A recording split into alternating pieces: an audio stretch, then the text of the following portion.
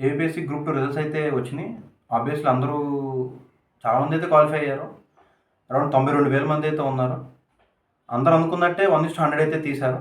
నిజంగా ఏపీఎస్సీది ఒక మంచి డెసిషన్ అనే చెప్పాలి. 1:100 అనేది ఒక మంచి డెసిషన్ అనే చెప్పాలి. కానీ చాలామంది అభ్యర్థులు ఇది ఒక గుణపాఠంగా కూడా తీసుకోవాలి. ఎందుకు గుణపాఠంగా తీసుకోవాలంటే ప్రిలిమ్స్ రాశారు చాలామంది. ఎలాగైనా గ్రూప్ 2 క్రాక్ చేయాలనే ఆలోచనతో ప్రిలిమ్స్ బలంగా ప్రిపేర్ అయ్యారు, రాశారు.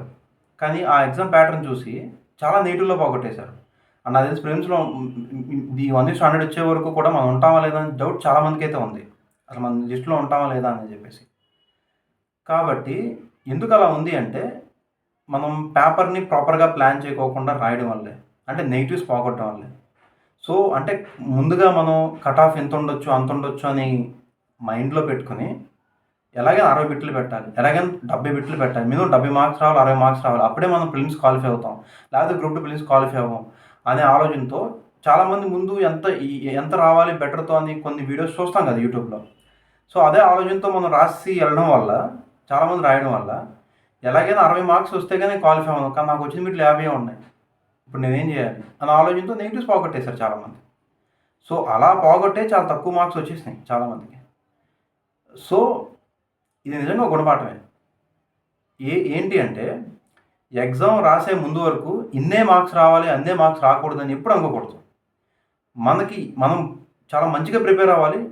చాలా పర్ఫెక్ట్‌గా ప్రిపేర్ అవ్వాలి.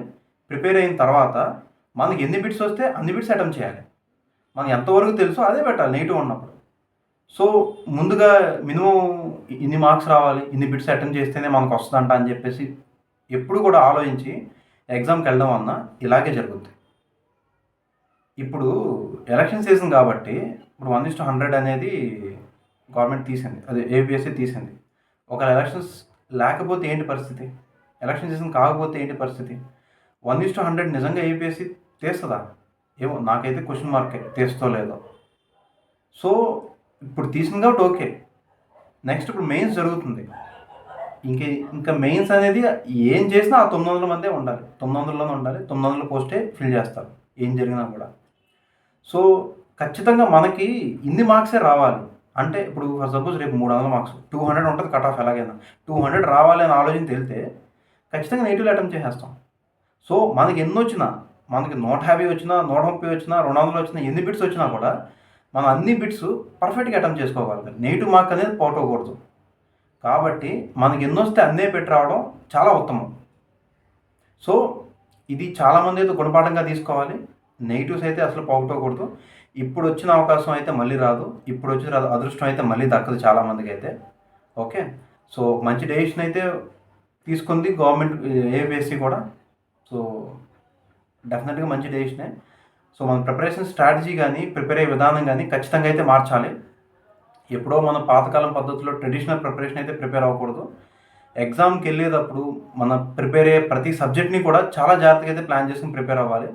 అండ్ నా గురించి చెప్తే ఇప్పుడున్న సిట్యుయేషన్‌లో, ఇప్పుడున్న ఎగ్జామ్ ప్యాటర్న్‌లో నాకున్న ఆలోచన వరకు, నాకున్న అవకాశం వరకు ప్రిపరేషన్ ఎలా ప్రిపేర్ అవ్వాలి ఏంటి అనేది నేను చిన్న వీడియో అయితే చేస్తాను ఖచ్చితంగా. సో, ప్రతి సబ్జెక్ట్‌ని ఇప్పుడున్న కరెంట్ డేటాని లింక్ చేసుకొని ఏ రకంగా ప్రిపేర్ అవ్వాలి. ఇప్పుడు మీరు గ్రూప్ 1 పేపర్ చూసుంటే, గ్రూప్ 1 పేపర్ రాసుంటే, గ్రూప్ 1 పేపర్ ప్యాటర్న్ చూసుంటే, ఫర్ ఎగ్జాంపుల్ ఒక పాలిటీ క్వెషన్స్ చూడండి. ఖచ్చితంగా నాకు తెలిసి మెయిన్స్‌లో కూడా అదే రకంగా ఉంటది. ఇప్పుడు రాబోయే గ్రూప్ 2 మెయిన్స్ కూడా ఇంచుమించు అదే ప్యాటర్న్ ఫాలో అవుతారు. అలాగే ఉంటది. సో, ఇప్పుడు గ్రూప్ 2 ప్రిలిమ్స్‌లో చాలా టఫ్‌గా ఇచ్చారు కదా! వాళ్ళు మారి మళ్ళీ ఇచ్చారు. గ్రూప్ 2 అంత టఫ్‌గా అయితే ఏముండదు. అట్లీస్ట్ మనం చదివిన వరకే వస్తాయిలే అనుకుంటే లేదు. గ్రూప్ 2 మెయిన్స్ అనేది ఎలాగైనా ఇవ్వచ్చు. సో, ఇలాగే ఇవ్వాలని అయితే లేదు. కాబట్టి మన ప్రిపరేషన్ స్ట్రాటజీ ఖచ్చితంగా మార్చాలి. గ్రూప్ 2 మెయిన్స్ వచ్చేసి జూలై 28 అన్నారు. అండ్ జూలై 28నే మనం ప్లాన్ చేసుకొని ఈ 3.5 మంత్స్ చాలా మంచిగా ప్లాన్ చేసి అయితే ప్రిపేర్ అవ్వాలి. ఈ 3.5 మంత్స్ అనేది. కానీ ఈ ప్రిపేర్ అయ్యే టైంలో, వెళ్ళే టైంలో ఇప్పుడు మెయిన్స్ జనరల్‌గా జూలై 28 అంటే ఆఫ్టర్ ఎలక్షన్స్. ఎలక్షన్స్ ముందైతే పెట్టరు. సో, ఎలక్షన్స్ అయిపోయిన తర్వాత ఏదైనా జరగవచ్చు. ఖచ్చితంగా జూలై 28ని పెడతారని చెప్పేసి ఆఫ్‌కోర్స్ మనం అలా పెడతారనే నమ్మకంతోనే ప్లాన్ చేసుకొని 3.5 మంత్స్ ప్రిపేర్ అవ్వాలి. కానీ ఇదేం జరగొచ్చు కాబట్టి ఇప్పుడు మనం ప్రిపేర్ అయ్యే విధానం ఎలా ఉండాలంటే ఇప్పుడు మనకు మరి 3 మంత్స్ అంటే చాలా తక్కువ టైం కదా! మరి 3 మంత్స్‌లో మొత్తం చదువుకుంటూ వెళ్ళిపోవడానికి అన్నీ చదువుకుంటూ వెళ్ళిపోతారు. అలా ఎప్పుడొద్దు. అన్నీ చదవడమే కాకోకుండా చదివిన ప్రతీదీ కూడా చాలా పర్ఫెక్ట్‌గా చదవండి. అన్నీ చదవాలనే ఉద్దేశంలో మొత్తం చదివి రేపు ఎలక్షన్స్ అయిన తర్వాత ఒకేళ పోస్ట్‌పోన్ అయితే ఆగస్ట్, సెప్టెంబర్‌కి పోస్ట్‌పోన్ అయితే మళ్ళీ మీరు ఫస్ట్ నుంచి మొత్తం చదవలేరు. కాబట్టి ఈ 3 ½ మంత్స్‌లో చదివిన ప్రతీది కూడా పర్ఫెక్ట్‌గా చదవండి. ఆబ్వియస్లీ ఇప్పటివరకు కొంతవరకు చదివేసి ఉంటారు బెటర్‌గా. సో, చదివిన ప్రతి టాపిక్ అయినా, ఏదైనా పర్ఫెక్ట్‌గా చదవండి. ఎక్కువ టైం కేటాయించండి. ఒక సబ్జెక్ట్‌కి ఎంత టైం కేటాయించాలో అంత టైమే కేటాయించండి. త్వరగా చదివేయాలి అనే ఆలోచనతో త్వరగా హరీబరీగా అయితే చదవద్దు. పీస్‌ఫుల్‌గా ప్రశాంతంగా సబ్జెక్ట్‌కి ఎంత టైం అయితే కేటాయించాలో ఎంత టైం కేటాయిస్తే మీకది పూర్తి అవగాహన వస్తుందో అంత టైమే కేటాయించండి. అండ్ నాకు తెలిసి జూన్ 5, 6 కల్లా రిజల్ట్స్ వచ్చేస్తాయి. ఎలక్షన్ రిజల్ట్స్ అనేవి. సో, మేబీ కొత్త గవర్నమెంట్ ఫార్మ్ అవ్వాలంటే అరౌండ్ ఒక జూన్ 20 జూన్ ఎండింగ్ అయిపోతుంది. కొత్త గవర్నమెంట్ ప్రమాణ స్వీకారాలన్నీ చేసి వాళ్ళు సెట్ అయ్యే టైంకి. మరి జూలై 28 అంటే ఏపీఎస్‌సి మరి జూలై 28న అనౌన్స్ చేయాలి. ఆఫ్‌లైన్ మోడ్‌లో ఆన్‌లైన్ ఎగ్జామ్ పెడతది. జనరల్‌గా అయితే ఆన్‌లైన్ ఎగ్జామ్ పెడుతుంది ఏపీఎస్‌సి. మరి ఆన్‌లైన్ ఎగ్జామ్ పెట్టాలంటే మరి 92,000 మంది సెలెక్ట్ అయ్యారు. అంటే దాదాపు 1,00,000 కంప్యూటర్లు అయితే ఉండాలి. 1,00,000 సిస్టమ్‌లు అయితే అరేంజ్ చేసుకోవాలి. మరి అన్ని అయాన్ డిస్టిల్స్ ఎక్కడున్నాయి?